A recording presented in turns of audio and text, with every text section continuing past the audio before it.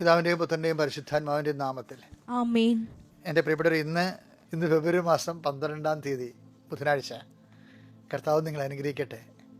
പ്രാർത്ഥിക്കാം. അമ്മേ പരിശുദ്ധ അമ്മേ, അമ്മേ പരിശുദ്ധമേ, ദൈവമാതാവേ, അന്ന് അങ്ങ് കൃപാസനത്തിൽ പ്രത്യക്ഷപ്പെട്ട് വരാൻ പോകുന്ന മഹാദുരന്തത്തിൽ നിന്ന് രക്ഷപ്പെടാനും എല്ലാവർക്കും വേണ്ടി പ്രാർത്ഥിക്കുവാനും ആവശ്യപ്പെട്ടിട്ട് 20 വർഷം കഴിഞ്ഞ ഈ വേളയിൽ കൃപാസനത്തിലൂടെ ഞങ്ങൾക്കും ഈ ദേശത്തിനും അങ്ങ് മധ്യസ്ഥതയിൽ തന്ന എല്ലാ അനുഗ്രഹങ്ങൾക്കും കൃപകൾക്കും ഞങ്ങളിപ്പോൾ ഹൃദയം നിറഞ്ഞ നന്ദി പറയുന്നു.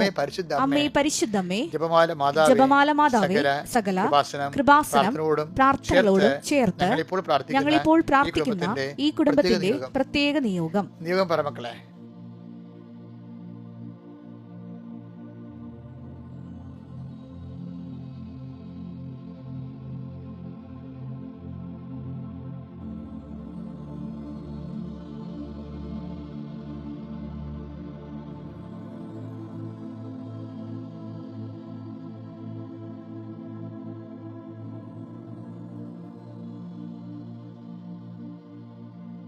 അമ്മയുടെ പ്രത്യക്ഷീകരണത്തിന്റെ ഈ ദ്വാദശക വേളയിൽ ഞങ്ങൾക്ക് സാധിച്ചു തരുവാൻ കനിയണമേ. വിശ്വാസ പ്രമാണം. സർവശക്തനായ പിതാവും ആകാശത്തിന്റെയും ഭൂമിയുടെയും സൃഷ്ടാവുമായ ദൈവത്തിൽ ഞാൻ വിശ്വസിക്കുന്നു. അവിടുത്തെ ഏകപുത്രനും ഞങ്ങളുടെ കർത്താവുമായ ഈശോ മിശിഹായിലും ഞാൻ വിശ്വസിക്കുന്നു.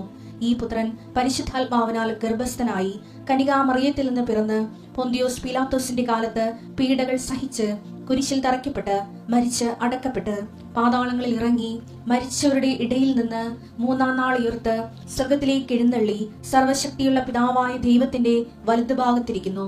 അവിടെ നിന്ന് ജീവിക്കുന്നവരെയും മരിച്ചവരെയും വിധിക്കുവാൻ വരുമെന്നും ഞാൻ വിശ്വസിക്കുന്നു. പരിശുദ്ധാത്മാവിലും ഞാൻ വിശ്വസിക്കുന്നു. വിശുദ്ധ കത്തോലിക്കാ സഭയിലും പുണ്യവാന്മാരുടെ ഐക്യത്തിലും പാപങ്ങളുടെ മോചനത്തിലും ശരീരത്തിന്റെ ഉയർപ്പിലും നിത്യമായ ജീവിതത്തിലും ഞാൻ വിശ്വസിക്കുന്നു. ആമേൻ.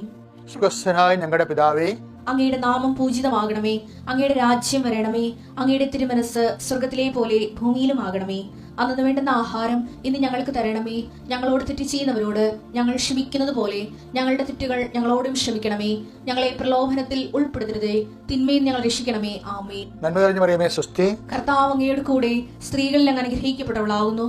അങ്ങയുടെ ഉദരത്തിൻ ഫലമായി ഈശോ അനുഗ്രഹിക്കപ്പെട്ടവനാകുന്നു. പരിശുദ്ധ മറിയമേ, തമ്പുരാന്റെ അമ്മേ, പാപികളായ ഞങ്ങൾക്ക് വേണ്ടി ഇപ്പോഴും ഞങ്ങളുടെ മരണസമയത്തും തമ്പുരാനോട് അപേക്ഷിക്കണമേ. ആമേൻ. എൻ്റെ പ്രിയപ്പെട്ടവരെ, നമ്മള് പ്രാർത്ഥനയിലേക്ക് പ്രവേശിക്കുകയാണ്. അനുഗ്രഹ പ്രാർത്ഥനയിലേക്ക്.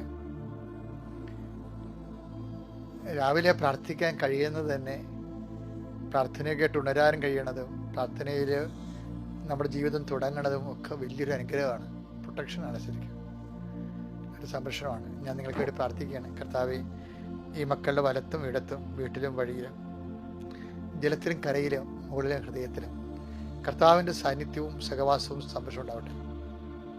കർത്താവെ, മരണത്തിൻ്റെ ഇരുൾ വീണ താഴ്വരയിലൂടെയാണ് നിങ്ങൾ നടക്കുന്നതെങ്കിലും അങ്ങ് എൻ്റെ ഇടയനായതിനാൽ എനിക്ക് ഒരു കുറവുണ്ടാകത്തില്ല, എനിക്ക് അപകടം ഉണ്ടാകത്തില്ല. കർത്താവ്, നിന്റെ നാമത്തിൽ വിശ്വസിക്കുന്നവരെ ഞാൻ എൻ്റെ ആടുകൾക്ക് മുമ്പേ നടക്കുന്ന അരുളി ചെയ്ത വചനം പാലിച്ചുകൊണ്ട് ഞങ്ങളുടെ മുന്നിൽ നീ ഉണ്ടെന്നുള്ള ബോധ്യം ഞങ്ങൾക്കുണ്ട്. കർത്താവേ, ഈ ബോധ്യത്തിൻ്റെ ശക്തിയാൽ അങ്ങയുടെ മക്കളെ അങ്ങ് ആശീർവദിക്കണമെന്ന് പ്രാർത്ഥിക്കുന്നു. കർത്താവ്, ശാന്തമായ ജലാശയത്തിലേക്കാണ് നിന്റെ ആടുകളെ മേയ്ക്കുന്നത്. ഇളകാത്ത, ഓളമില്ലാത്ത, കുടിക്കുമ്പോൾ മൂക്കിൽ പോലും വെള്ളം കയറാത്ത ഇതെല്ലാം കാര്യങ്ങളാണ് ദൈവമേ നീ ശ്രദ്ധിക്കണത്. ഞങ്ങളുടെ ഭക്ഷണപാനീയങ്ങളിലും അനുദിന യാവനകളിലും പോലും കല്ല് കടിക്കരുത്, ചീത്തനും തുമ്മലും ഉണ്ടാവരുത്. അത് സ്വസ്ഥവും സമാധാനമായി അനുദിന ജീവിത ആഹാര നടപടികൾ നടക്കണമെന്ന് ആഗ്രഹിച്ചുകൊണ്ട് എന്ത് അതിമനോഹരമായാണ് ദൈവമേ നിന്റെ സ്നേഹത്തെ സങ്കീർത്തനം വർണ്ണിക്കണത്. ഞങ്ങളതെല്ലാം ഇന്ന് അനുഭവിക്കാൻ ഇടയാക്കണം. കർത്താവേ, അങ്ങയുടെ മക്കളുടെ മുമ്പിലെ എൻ്റെ ജീവിതകാലം മുഴുവൻ നന്മയും കാരുണ്യവും എന്നെ പിന്തുടരുമെന്നുള്ളതും ഒരു ആധ്യാത്മികമായ അനുഭവമാണ്. കർത്താവേ, പുറകിൽ കണ്ണില്ലാത്ത ഇടയൻ്റെ കണ്ണായിട്ട് നിൽക്കുന്ന വേട്ടപ്പട്ടികൾ, മറ്റ് മൃഗങ്ങളിൽ നിന്ന് ആടിനെ സംരക്ഷിക്കുന്ന മറ്റ് അവിചാരിതവും ആകസ്മികവും അഗോചരവുമായിട്ടുള്ള വിഷയങ്ങളിൽ നിന്ന് അങ്ങയുടെ മക്കളെ സംരക്ഷിക്കുന്നതിന് വേണ്ടി ഞങ്ങൾക്ക് വേണ്ടിയുള്ള പിൻകണ്ണാണ് നിൻ്റെത്. വഴിക്കണ്ണ് മാത്രമല്ല, പിൻകണ്ണാണ് നീ. 2 കണ്ണുകൾ, 2 നന്മയും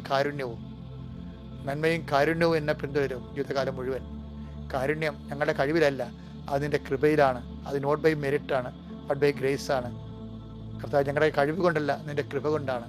കാരണം ചില കാര്യങ്ങൾ ഞങ്ങൾ യോഗ്യത ഇല്ലെങ്കിൽ പോലും കർത്താവ്, ജീവിതകാലം മുഴുവൻ നിൻ്റെ കാരുണ്യം ഞങ്ങളെ പിന്തുടരുമെന്ന് നീ പറയുന്നുണ്ടല്ലോ കർത്താവ്. അത് നിൻ്റെ വാഗ്ദാനമാണ് ഈശോയെ.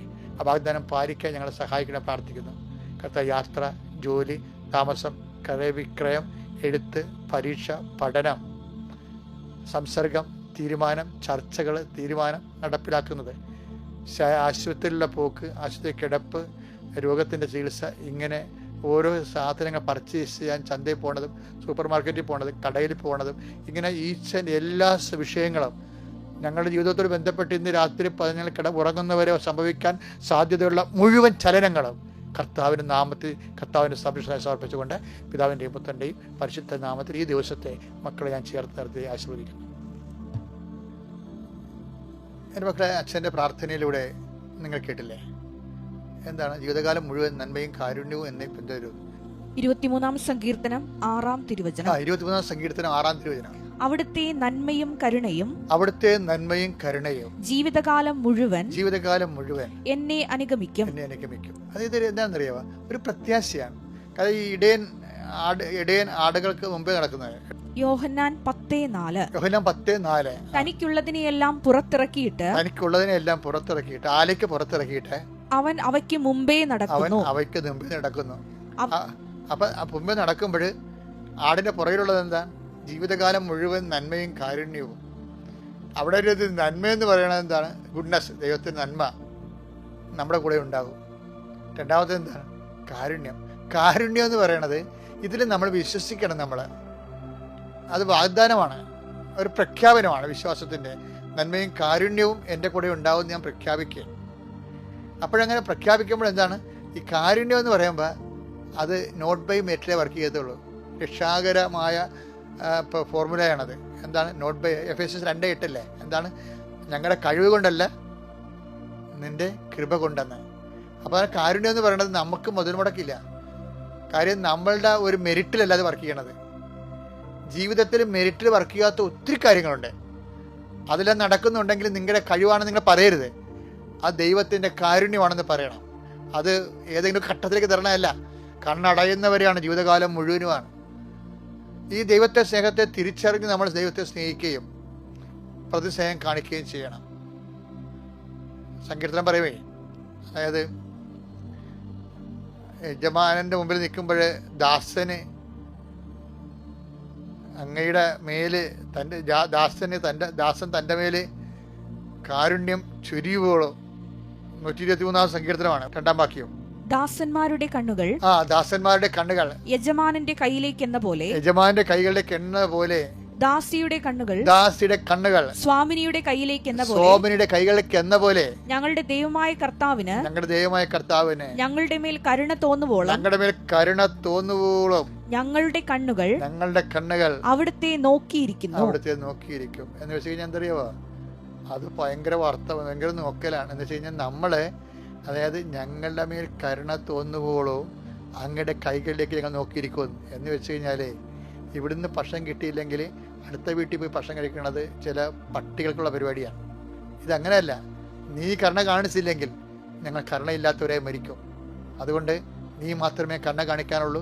നിന്റെ കരുണയിലെ എനിക്ക് വിശ്വാസമില്ലല്ലോ, നീ കാണിച്ചില്ല, ആരെയും കാണിക്കേണ്ട എന്ന് പറഞ്ഞുകൊണ്ട് അങ്ങ് ദാസൻ്റെ മേൽ കരുണ തോന്നുവോളൂ യജമാൻ്റെ കണ്ണ് കൈകളിലേക്ക് എന്ന പോലെ ഞാൻ നോക്കി നിൽക്കുമെന്ന്. എന്തൊരു വല്ലാത്ത വർത്തമാനമാണ്. പിന്നെ ഏത് യജമാനാണ് ഈ ദാസനെ കാണാതെ പോണത്? അവന് ഇൻ്റർവെല്ലില്ലല്ലോ.